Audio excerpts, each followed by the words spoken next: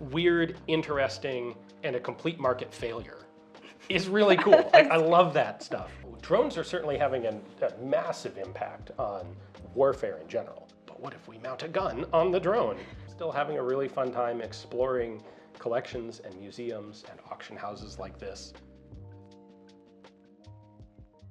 Hello, my name is Shane and I'm here on behalf of Morphe Auctions, and we are joined again by Ian McCollum from Forgotten Weapons. He is here filming some of the very exciting firearms that we have coming up in our September firearms auction. So thank you so much for being here. Yeah, my pleasure.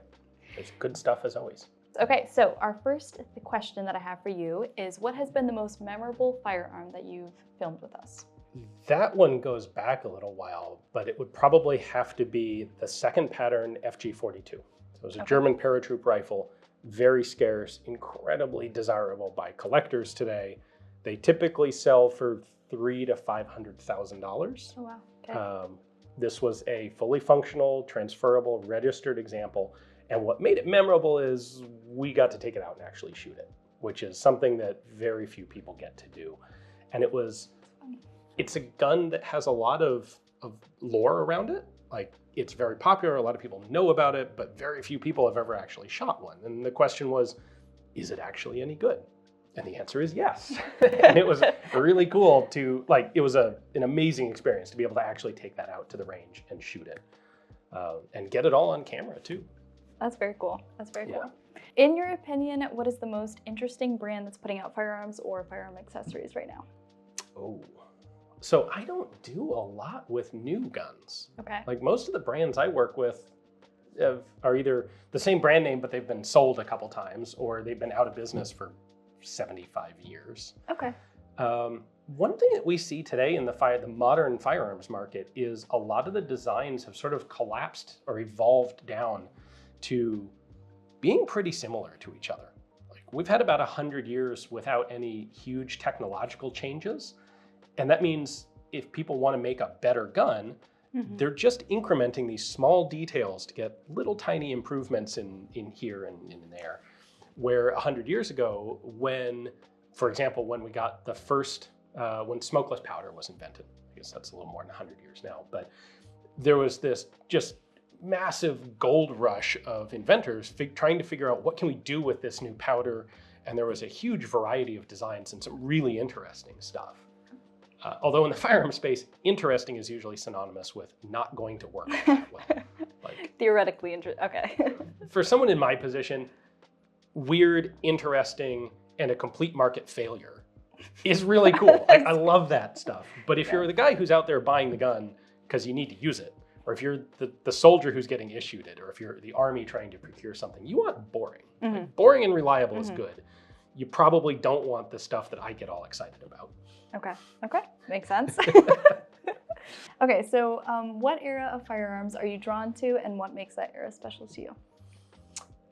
I like those periods where there is a huge variety of novel concepts being explored. Okay. And so that typically happens when you get significant new technological leaps. And we see that with the invention of smokeless powder. We go from black powder, which basically can't do repeating guns because it's too dirty, to smokeless powder, all sorts of cool stuff there. You do also get a situation like that when the self-contained cartridge is invented. So instead of having muzzle loaders, you now have every component of the ammunition in this one single package. Okay. And people started figuring out all sorts of interesting things to do with that. So that's typically 1850s to 1870s. The smokeless powder revolution is going to be basically 1890 to World War I. Okay. Those are some of the coolest. Revolution. So when you say revolution, it was more of a competition between brands to get something big out versus those small little differences that may change in the market. Okay. Exactly. The big thing that affected it at that point was patenting. Oh, so someone, like the first guy to figure out the best way to do something would patent it. And then, the next guy who wants to make a competitive gun, he has to come up with a slightly different way. So he's going to come up with the second best way and patent it. And 5 years later, patents are typically 17-year spans. So 5-10 years after all this starts, you've got people who still, they think they have a business opportunity and they have a good idea, but now they have to come up with some really bizarre system to get around all of the existing patents. Okay, so with 20 plus years in this business, who are you looking for or looking to right now for inspiration? I don't have 20 plus years. I'm not that old. 15 I've been playing with guns years. for 20 plus years. Okay, well that counts. That is. Depressingly, it is like 15 years of running this YouTube channel. Let me rephrase, 15 plus years of experience. I mean, yeah. Who are you looking for inspiration right now? I I've had a pretty standardized model of what I do for quite a long time, and I'm still really happy with it. Mm-hmm. I'm still having a really fun time exploring collections and museums and auction houses like this. There's still a tremendous number of guns that I need to cover. So, and I still enjoy doing it. Okay. I haven't burned out yet. If I know, this is just up in the air, but if Morphees were to get a specific model of gun or type of gun, what would that be that you'd be most excited about? I don't really have single things that I'm chasing. Okay. Often the stuff that I end up most excited about are the guns that I didn't realize were accessible or didn't realize were out there. I like prototypes. I like experimental things. Stuff where I didn't know that Arsenal tried this combination of things. That's pretty cool. Surprise you. Yeah. Okay. Yep. Yeah. That makes sense.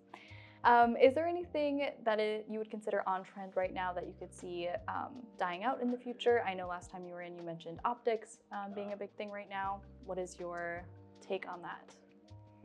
One of the interesting things that I get perspective of seeing from looking at historical firearms is there are a fair number of conceptual systems that someone will think of and they'll be like, holy cow, this solves this problem fantastically.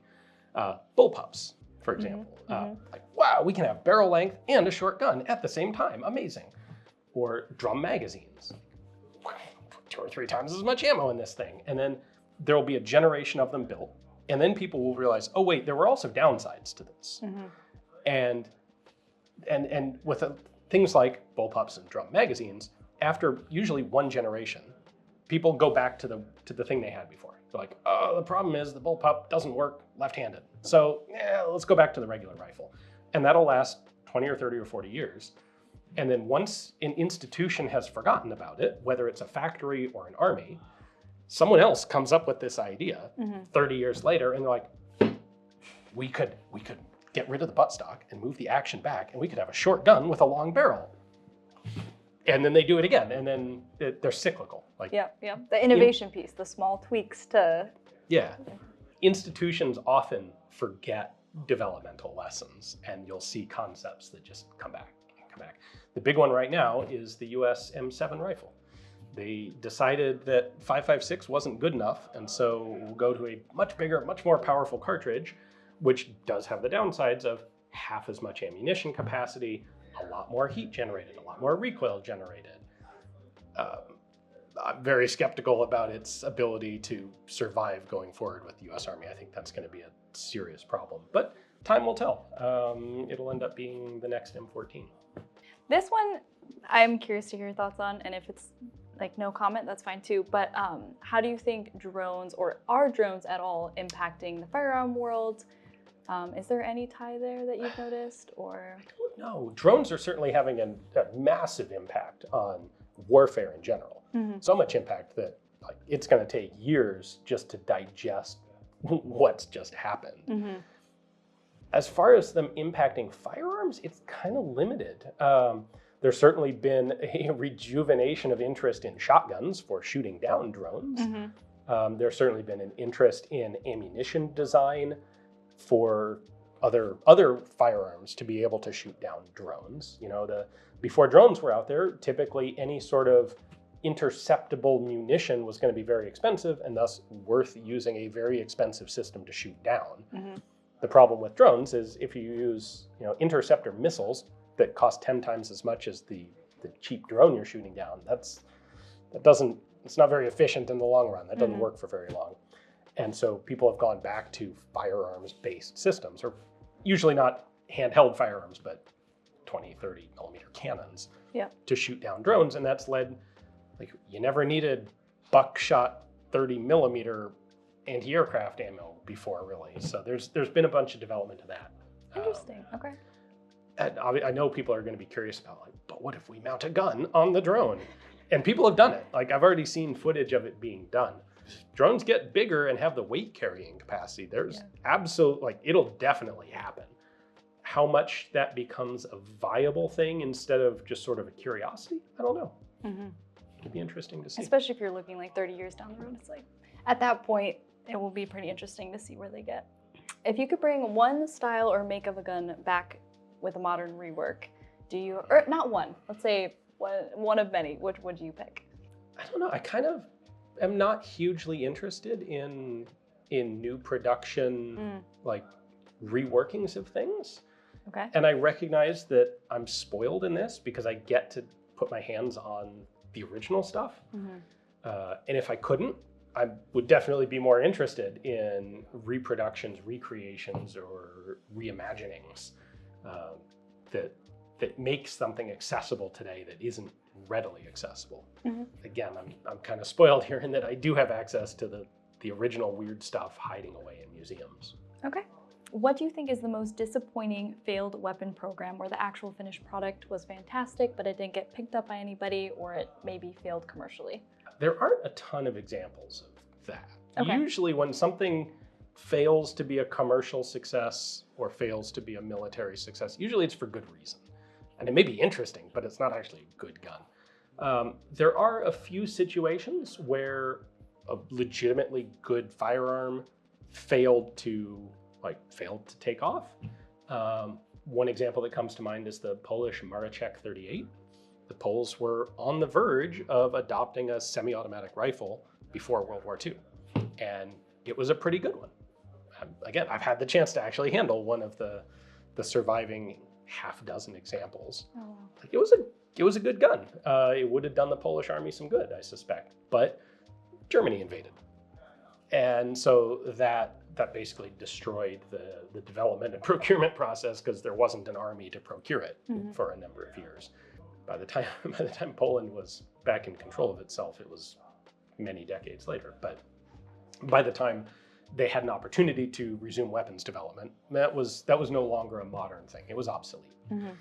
But it went from cutting edge to too late, obsolete, because there was a war in the middle. Wow, okay, interesting, I didn't know that. I guess there is one more. So obviously we're in a rapidly changing digital landscape. How have you had to adapt being a digital creator? You've been doing a lot of shorts more recently. Oh, I have started posting shorts. Okay. Yes. Okay. I think the YouTube algorithm wants to see shorts. Yeah. For my sort of content, it's really limited what I can effectively convey in a short. What I do is pretty much has to be long form to tell longer stories. There's a little bit of shorts content that's viable, but I've started posting teaser cuts of videos as shorts, as much because I think YouTube will just algorithmically reward the channel for doing so, as because I don't necessarily think it's good, worthwhile content. But if that's what I have to do for YouTube to be willing to show people the actual worthwhile good content, then okay, I'll do it. Okay, yeah. No, definitely shorts are what they push for sure. I guess now this is lastly, what can we be looking forward to from Forgotten Weapons? I am always still out there traveling around looking for cool stuff. Got a wide variety of videos coming from this particular auction, like everything from OSS lockpicks to modern integrally suppressed pistols to mortars. It's always an interesting variety here. And I look for the same sorts of stuff in museums. Okay, so that is all we have for today. When can we expect these videos to come out? Well, the auction here is September 9 through September 11. So I have a series of, I think it's almost 20 videos on some of the particularly cool stuff from that auction. And those will be coming out every other day in the month before the auction actually happens. So the first ones are, I don't know when you're going to air this. The first ones are coming out like 2 days after we're filming this. Pretty soon. You might beat us to it, but it'll be soon after that. Okay, well, thank you so much. We really appreciate it. My pleasure.